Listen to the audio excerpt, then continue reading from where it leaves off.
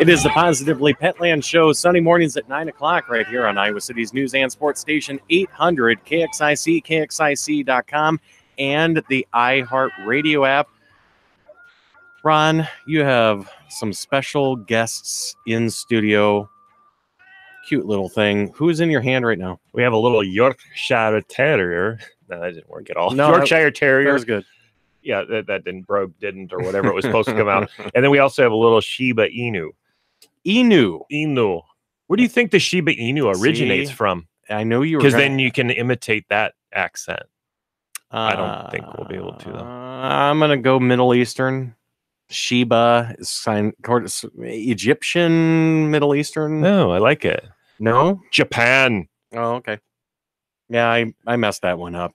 But you have a Yorkshire Terrier, which I know is from, what, England? Yorkshire, in fact. Yeah, England. Yeah. I think it's Yorkshire, England. Okay. Well, I know it's Yorkshire. I think the country is England. So, yes, we have. Have you ever been to London? No, the only, Canada, Mexico. Canada, Germany. Oh, Switzerland. I think that's my extent of travel outside of America. But that's why we have our pets in studio, so that you can get an experience from all around the world. Isn't that neat? And we're going to learn about that on the Shiba. So are we into the Shiba Inu segment right now? Sure, why not? Oh, yes. Well, you've got a Yorkshire Terrier in your arms, so I don't know where the Shiba is. Just got afraid of, is that your golf clubs back there? No. What is that back there? That's my trumpet case. Trumpet case. I haven't gotten it out of here yet. Yeah, though apparently the Shiba wanted to blow the horn. Would be really short golf clubs. Yeah, it's from my childhood. All right, so the Shiba Inu. We love to talk about different breeds on here. There are so many of them, and people, like, the more you learn about a breed, the more you go, wow, I really relate with that one. The Shiba Inu definitely has a lot of character. Right now, I'm going to petlandiowacity.com, and under breeds, there's all sorts of breed descriptions, really short, so you can get through them fairly quickly and find out what you like. On the Shiba Inu, it's describing it the smallest of the Japanese native breeds. The Shiba Inu originally developed for hunting in the dense undergrowth of Japan's mountainous areas.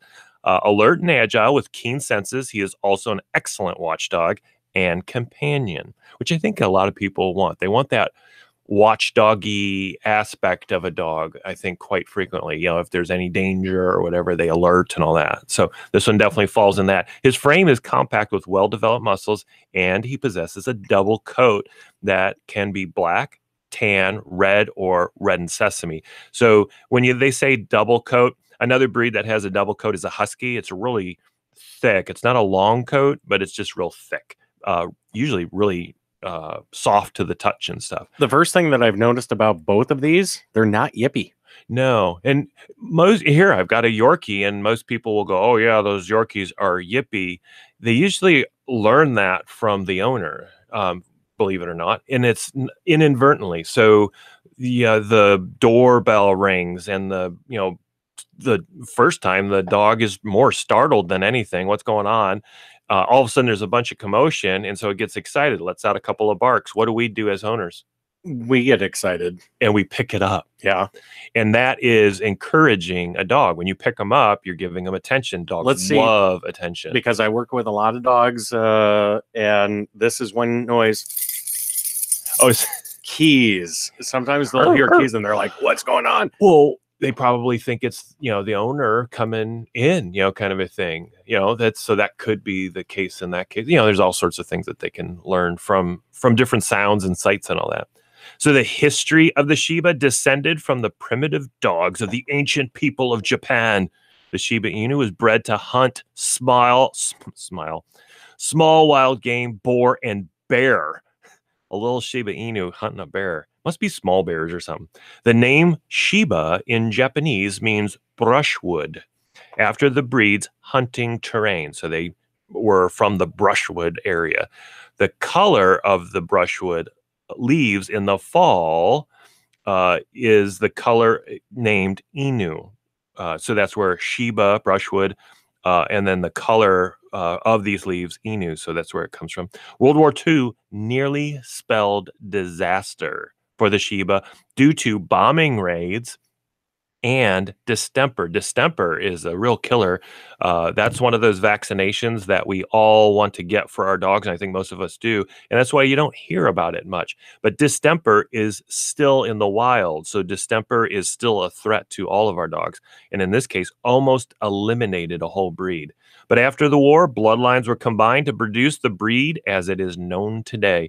Temperament of a Shiba has an independent nature and can be reserved towards strangers, but is loyal and affectionate to those who earn his respect. The Shiba adapts well to different living situations, but must be exercised regularly on a leash or in a secure area.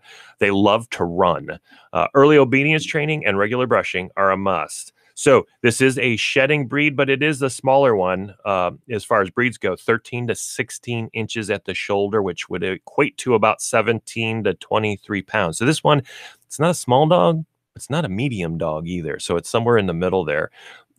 This is because they're going to have shedding throughout the year. They usually have 2 sheds a year.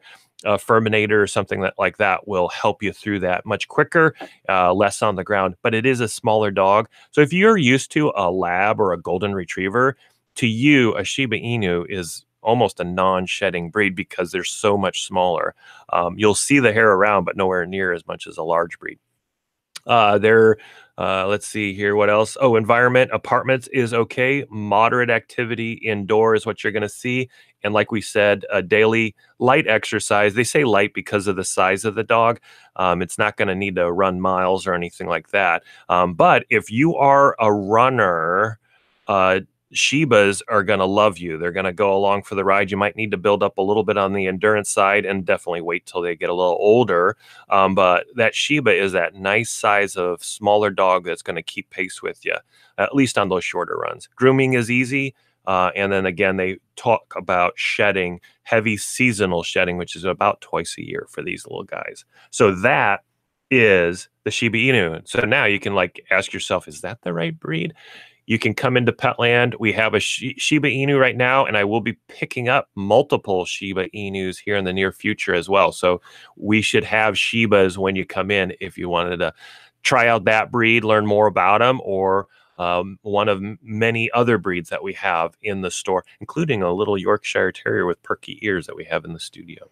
And since we are in the holiday season, I think we brought it up at the last show, is don't go, with all due respect to your business, don't go out and buy something without consulting. No, I don't condone that at all. Yeah. There's nothing worse. Here, you think, oh yeah, Petland, we want to send them all home at and every time and all that kind of stuff. Sure, we're a retail. I get that point, but there's nothing worse than working with a family that somebody's surprised. I'm telling you, that's not a fun situation because they want to blame it on somebody and they don't want to, take ownership at that point. And so we catch the heat quite a bit of times on those, even though we're not pushing anything on you. When you come in, you're going to learn, you're going to go through a lot of education in our store about the breeds and answering questions that you might have and all that kind of stuff. So make it a family event and talk about it with everybody, because maybe not everybody's on board with having a pet right at that moment, or they're thinking about a different breed or whatever. And so just showing up and going, here's a puppy. Surprise. Well, it's like Toy Story when I think it's on the first Toy Story at the end of the movie, surprise. And then you hear the little boy go, it's a puppy. What do the toys do? Oh, yeah. That is hilarious. Yeah, it is. Don't. If you've never seen the movie, I don't want to give away the spoiler, but basically, they're not exactly thrilled. No, because what do dogs do with toys? We're going to talk in another episode here. It might even be next week, and that is a puppy, a cat, for Christmas on Christmas Day is not necessarily the right thing. Santa Claus actually makes visits daily to Petland, Iowa City.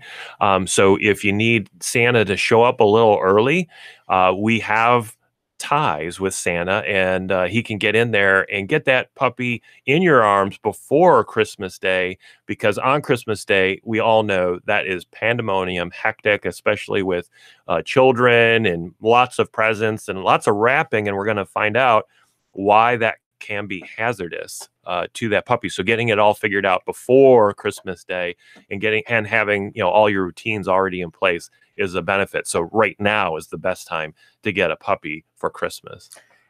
So we've talked about the breeds of the week. Yorkshires, I love them. My mom had one for a long time, and they're fun. Yeah. They're fun loving. They're not overly needy, but No, they're a little on the independent side. They also have a little more energy than the average little dog. And for energy in a little dog, I think is easy. Energy in a big dog, that can be challenging. And so it's fun to have one. This little one was bopping around at our house last night and having a lot of fun. By the way, dogs in the snow this time of year, funny. It is absolutely hilarious. And I saw a golden retriever the other day. That dog came flying out the door and jumped into the snow, and he was running so hard that he did I'm going to call it like a 45-degree try to turn around. He was going so fast that he literally did a tumble and rolled over himself because he was so excited. And just something with dogs and snow. Some of them like them. Some of them like the snow. Some of them don't. But man, the ones that do, they are absolutely hilarious. Yeah, mine are usually hesitant at the beginning, and then they kind of figure it out. Callie, she's an older dachshund. What's interesting with Callie this year is she could care less how cold it is. Yeah. She's still going to meander around the yard, and we're like, Callie, I think it's getting a little cold. She's not even shivering. She's just kind of going and all that, and we just pay attention to her, though, just to make sure she's okay. Let's move into, though, there are hazards on the holidays. Right. And so there are two types of areas that you want to focus on. And one is the decorations and the presents and stuff. And we'll go through what is hazardous to dogs and cats. I think I tried to say both of them at the same time. And then also on the food side, and some of these, I've got personal experiences or some experiences from friends that, wow, that can lead you to an emergency vet visit immediately. So on the present and decoration side, know that hazardous items, mistletoe, is hazardous. It's usually hanging up, so that's good.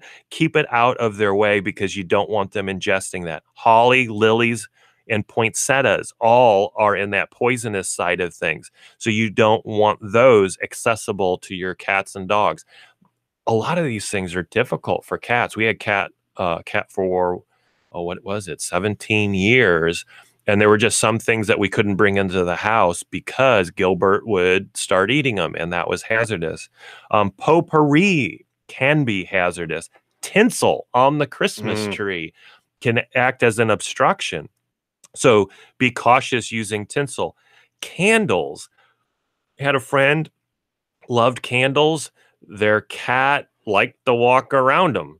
And one day, the dad walked into the house and saw the cat run by with the tail on fire. Had to tackle that little guy just to get it out and not light the whole place on fire. So be cautious on candles, especially with your pets this season. Wrapping paper, that's, getting back to, if you open up a present and, you got to if you're doing this quote unquote opening of a puppy on Christmas Day, well, you're going to do that first to get it going.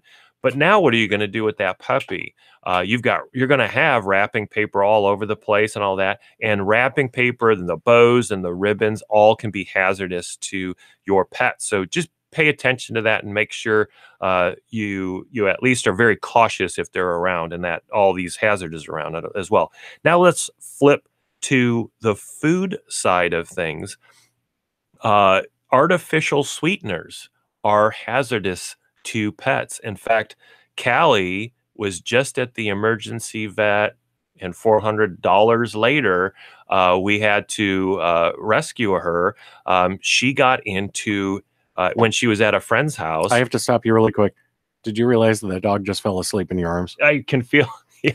It literally closed its eyes and went, good night. Sorry.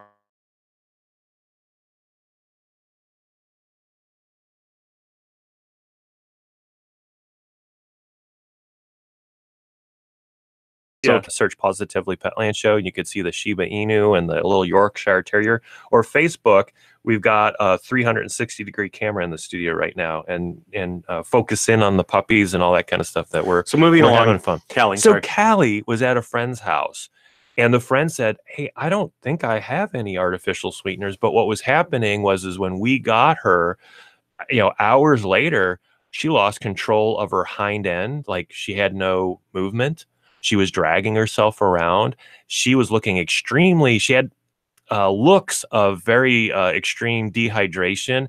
And when we got to the emergency vet, they did some, blood tests and all that kind of stuff. And because of some tests, and I forget, kidney and all that kind of stuff, I forget which organ was not working right. They go, "Hey, there's strong evidence of a sweetener, an artificial sweetener in Callie right now. And, this is what we're going to do to get her through the process." And Callie did survive. That's Callie, because you're going to hear about Callie's other escapades on some of these other foods. So be really cautious, especially on our artificial sweeteners. That was a very traumatic, very costly situation that could have been prevented. Just getting them, puppy proof or dog proof these areas when you're going to visit relatives. Just keep your eye out. Maybe ask a couple of questions if they have any of this stuff around. Chocolate, I think most people know chocolate. Yep. Yeah. We had chocolate behind a closed door. But we had two things in our house that opened that door or got to the chocolate. One was Gilbert, our cat, knows how to open doors. Opened the pantry door. Well, now the door is open. Gilbert then got up on the shelves, 3 shelves up, kicked the chocolate off. What's the randomness of all this happening? Callie, our dachshund, said, "Oh, I love chocolate." Ate a lethal dose. One of those Baker's Square, those big Baker's Squares? Ate the whole thing. And this is while we were gone. And so luckily it was so much that her system rejected it and she started throwing up. She saved herself in the process. And so she survived that event. So chocolate can be very lethal to your dog and cat. Grapes and raisins are also hazardous. And we have a lot of raisin kind of things, in the breads and all that kind of stuff this season. So be cautious. Don't let them get to the raisins. I think especially here, grapes, they're lethal as well. But raisins, because they can ingest more of them, can get even more dicey. So that's why a raisin is even more lethal or hazardous to your dog and cat. Onions. Jerry, I think onions are probably just hazardous to everybody. It gives you bad breath, kind of thing. What are you talking about? Raisins or onions are one of my favorite foods of all time. But not for a dog or a cat. Yeah, so that's not good for them. Fatty meats, turkey. We had an incident where Susie, this is just 2 weeks ago, was doing some late season grilling and grilled up a bunch of chicken, was cutting it all up and everything in the kitchen. A little piece fell to the ground, and the dogs were all right there ready to catch. I noticed Susie, found it first and got to it. And I went, "Oh, that's nice. She got a little chicken. That's good." We normally don't feed our dogs, table scraps or anything like that. And I said, "Okay, that was cool." Well, for the next 3 days, her digestive tract was all messed up and she was a mess and making messes and all that kind of stuff. So be very sensitive. I know we're in the holiday season. We're all like loving it and everything, and we're enjoying the hams and the turkeys. Refrain from giving it to your pets because they're not used to that. And I paid the consequence for Susie for sure, because she had that issue and I had to use some anti-diarrhea type stuff from our store just to get her system going back in the right direction. So fatty meats and the meats themselves, the turkeys and the hams. Bones. Oh, hey, you're deboning the turkey or the chicken or the ham or the whatever. If you're not sure whether the bone is appropriate for your dog, turkeys and chickens are definitely not. Don't do it, because you're risking them splintering the bone, getting small pieces of the bone, and them ingesting it. And now you've got an obstruction. That's another trip to the emergency veterinarian for emergency surgery to remove that. And again, that's not only bad for the dog, but that's costly to you and very traumatic to both of you. So bones are not good. How about yeast? I think in general, yeast is, is in a lot of different things. But if you have dough rising, so it's activated yeast and, and it's letting off the gases and stuff, you want to remove that dough, that rising dough from your dog or cat so that they cannot eat it. If you think about it, if it's still rising and they ingest it, it's still going to rise some more. It's still going to expand some more. And you literally can have a hazardous situation occur if it expands too much in their gut. So dough is not good for them. And then finally, alcohol and just the general drug stuff. Keep that away. It might seem funny at the time, but it is hazardous to their health. And with all of this, think about, oh, well, what's a little chocolate gonna hurt? Think about your body size and their body size, and how much chocolate would you consume to get, not, I don't feel too good. And then you got to reduce that down to a dog size or a cat size, which it's hazardous to them. And here, it's just their bodies are so small, so a little goes a long way. Alcohol is so hazardous because a little would go a long way to hurting that dog or cat. And so that's why I just refrain from all that craziness and not do it. So that's a good rundown of hazardous. If you want to refer to it, you can go to Facebook. I've posted this list on there. And read through that. You can also go to petlandcares.com. It's a website that we put together. Where do we get our dogs from? And it answers that question. So you can really research all the research we do to find those great breeders. But on there's a blog. And this whole article written by a veterinarian, one of our veterinarians, just blogged it out. And so you can read it live. But you can get the link on my Facebook too, exactly that. All right. Don't mean to make you go quickly, but fish tip of the week. This one's a quick one. So we know if we have dogs and cats, it's really fun for them to get multiple foods. So, kibble is their mainstay, but we add some extra treats and stuff in there. Fish are the same exact thing. You want to have that staple food. So whether it's a flake, a pellet, that's great. But add something fun to the mix so that they have some little diversity in their food. It's going to be healthier for them. They're going to like it more. They're going to enjoy life more. You can get frozen foods, which is really convenient and easy. And it is one of those when I put it into the tank with the fish, they go crazy. And I actually put a frozen cube in there if I have big fish and let it just kind of defreeze and it just little bits come off of it. Or some people don't like that coldness in their tank, so they just thaw it out in a little bowl and then just dribble it into the tank. Watch your fish go nuts over it.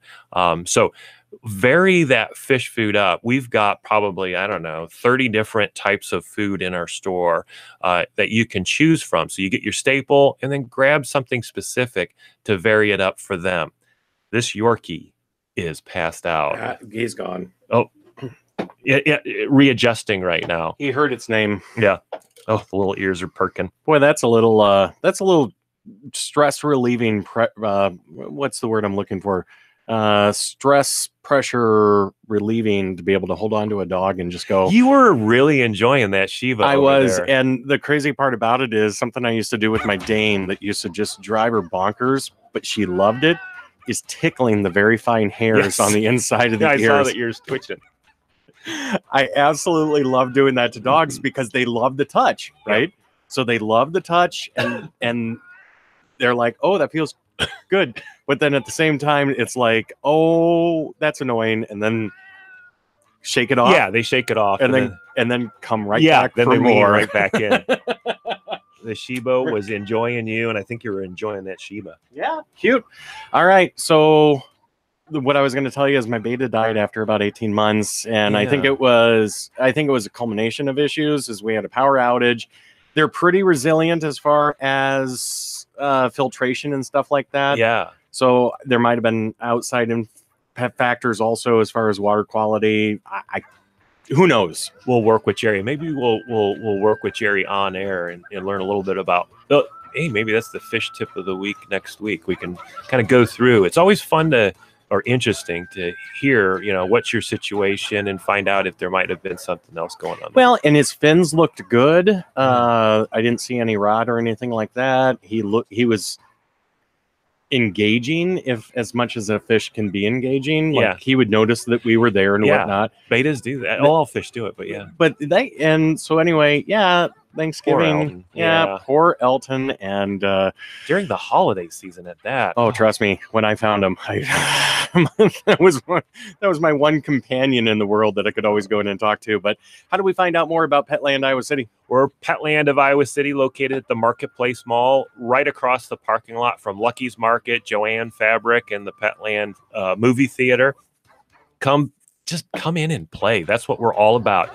Socialize with our pets, learn about them, find out, is that the right pet for you? You need supplies? We have over 9,000 SKUs in our store of supplies. So come check it out. We are always refreshing it. If you don't find something on the shelf, let us know. We special order all the time on that. So you can take advantage of our dog food. Buy 10 bags, get one free over time. We track it for you. And then our $5 nail trims. You can't beat that unless you got your pet from us, in which case it's free. I'm going to call you out on being a retail nerd. SKU. You have 9,000 SKUs, UPCs, those bar things. There you go. There we go. Dumb it down for our listeners.